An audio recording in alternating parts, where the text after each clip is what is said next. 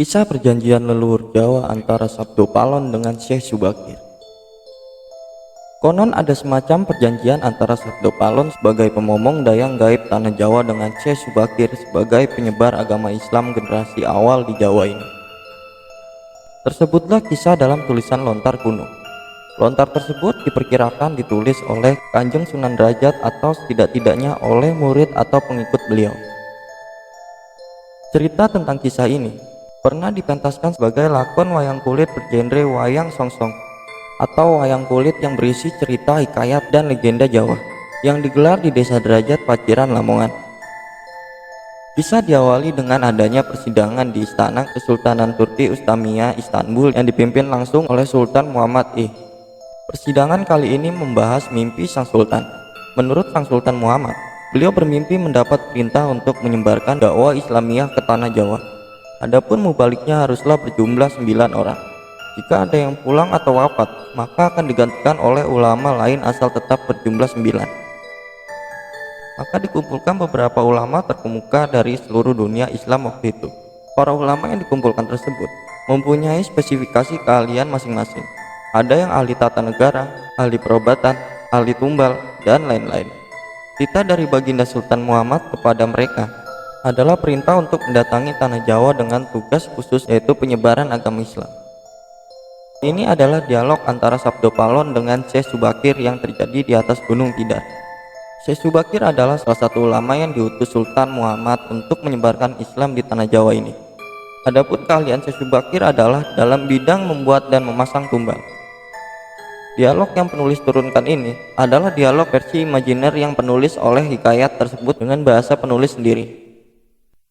Syekh Subakir, Kisanak, siapakah Kisanak ini? Tolong jelaskan. Aku ini Sabdo Palon, pamomong atau pengembala tanah Jawa sejak zaman dahulu kala, bahkan sejak zaman kedewataan para dewa. Akulah pemomong para kesatria leluhur. Dulu aku dikenali sebagai Sang Hyang Ismoyo Jati, lalu dikenal sebagai Ki Lurah Semar Bodronoyo, dan sekarang zaman Majapahit ini namaku dikenal sebagai Sabdo Palon. Oh, berarti Kisanak ini adalah danyang atau penguasa tanah Jawa ini.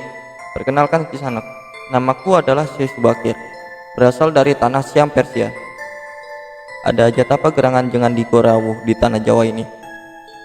Saya diutus oleh Sultan Muhammad yang bertata di negeri Istanbul untuk datang ke tanah Jawa ini. Saya tidaklah datang sendiri. Kami datang dengan beberapa kawan yang sama-sama diutus oleh Baginda Sultan. Ceritakanlah selengkapnya Kisanak, supaya aku tahu duduk permasalahannya.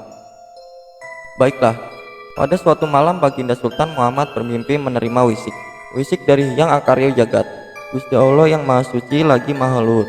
Diperintahkan untuk mengutus beberapa orang alim ke tanah Jawa ini. Yang dimaksud orang alim ini adalah sebagai pandita, brahmana, dan resi di tanah Hindu. Pada bahasa kami disebut ulama. Jadi Jengen Diko ini termasuk ulama itu tadi? Ya, saya salah satu dari utusan yang dikirim Baginda Sultan. Adapun tujuan kami dikirim kemari adalah untuk menyebarkan wawadah suci atau ajaran suci, amedar agama suci, yaitu Islam. Bukankah Kisanak tahu bahwa di tanah Jawa ini sudah ada agama yang berkembang, yaitu Hindu dan Buddha yang berasal dari tanah Hindu?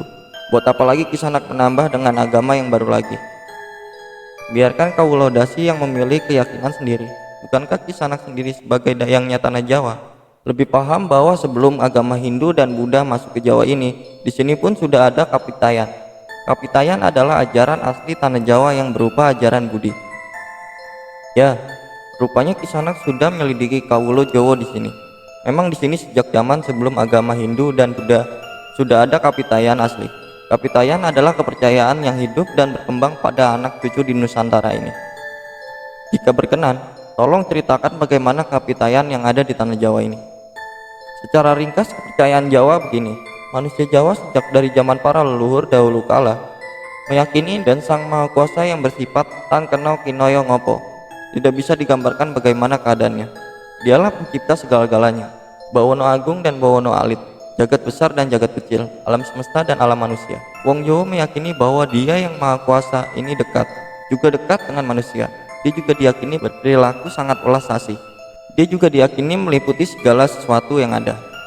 Karena itu masyarakat Jawa sangat menghormati alam sekelilingnya. Karena bagi mereka, semuanya mempunyai sukma. Sukma ini adalah sebagai wakil dari Yang Maha Kuasa. Jika masyarakat Jawa melakukan pemujaan kepada Sang Pencipta, mereka lambangkan dengan tempat yang suwung. Suwung itu kosong, namun sejatinya bukan kosong namun berisi Sang Maha Ada. Karena itu, tempat pemujaan orang Jawa disebut sanggar pamujaan. Di salah satu bagiannya, dibuatlah sentong kosong atau tempat atau kamar kosong untuk arah pemujaan. Karena diyakini bahwa di mana ada tempat suwung di situ ada Yang Maha Berkuasa. Nah, itulah juga yang menjadi ajaran agama yang kami bawa untuk memberi ageman yang menegaskan itu semua, bahwa sejatinya di balik semua yang mewujud ini ada Sang Wujud Tunggal yang menjadi pencipta, pengatur dan pengayom alam semesta. Wujud tunggal ini dalam bahasa Arab disebut Al-Ahad. Dia maha dekat pada manusia, bahkan lebih dekat dia daripada urat leher manusianya sendiri. Ajaran agama kami menekan budi pekerti yang agung, yaitu menebarkan welas asih kepada alam kemubian, pada sesama tita atau makhluk. Lihatlah Sang Danyang, betapa sudah rusaknya tatanan masyarakat Majapahit sekarang. Bekas-bekas perang saudari masih membara, rakyat kelaparan, perampokan dan penindasan ada di mana-mana. Ini harus diperbarui budi pekertinya. Aku juga sedih sebenarnya memikirkan rakyatku. Tatanan sudah berubah, para pejabat negara sudah lupakan dharmanya. Mereka saling sikut untuk merebutkan jabatan dan kemewahan duniawi. Para pandito juga sudah tak mampu berbuat banyak. Orang kecil selang tunjang mencari pegangan. Zaman benar-benar zaman edan. Karena itulah, mungkin Sang Mahajawatan Agung menyuruh Sultan Muhammad Turki untuk mengutus kami ke sini. Jadi, wahai Sang Danyang Tanah Jawa, izinkanlah kami menebarkan wawara suci ini di wewengkon kekuasaan ini. Baiklah jika begitu, tapi dengan syarat-syarat yang harus kalian patuhi. Apa syaratnya itu, wahai Sang Danyang Tanah Jawa?